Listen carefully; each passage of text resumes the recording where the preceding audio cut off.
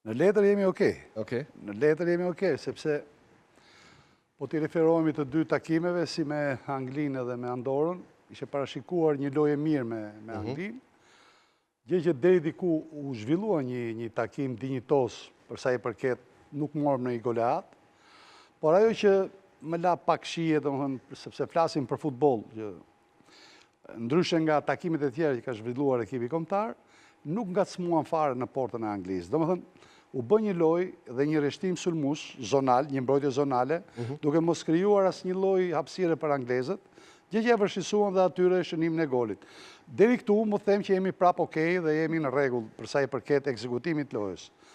Në ndeshjen e dytë me Andorë, sigurisht që panaj thash pak më parë në letër jemi okej, sepse kemi marrë 3 pikë dhe jemi në kuotat për të vazhduar luftën për të kapur vendin e dytë, po pse jo dhe vendin e parë sepse do të kesh edhe Anglinë këtu.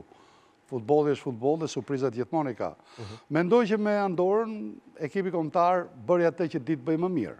Sulmin, lojtarët arritën që të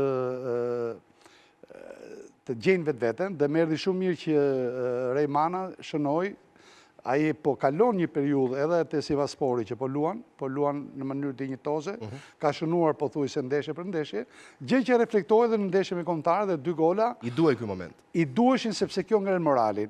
Po mirë më erdhi edhe për Uzunin sepse kur shënojnë sulmuesit, çlirohen nga barra e golit. Dhe të çlirohesh nga barra e golit, domethënë është një veçori që e ndjen vetëm ata.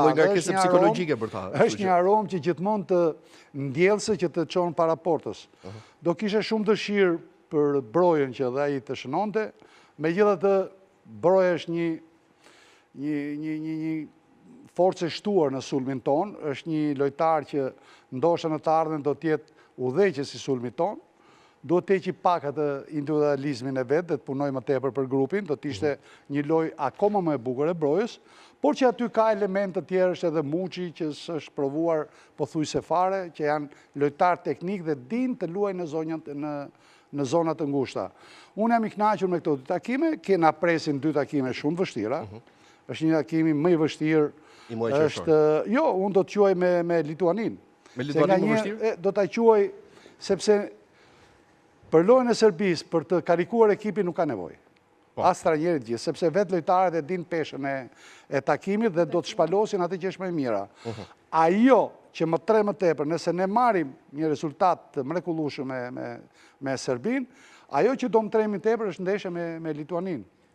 Se nga njerë futbolli jep dhe merresh në sensin e zhvillimit lojës dhe të marrëdhënieve me topin, marrëdhënieve të ndërsjeta që janë që nga sulmi në mbrojtje. Por, unë shpresoj që ne këto 2 takimet i kalojmë dhe t'jemi gjithmonë në kuotat për të shkuar në kampionatin botëror.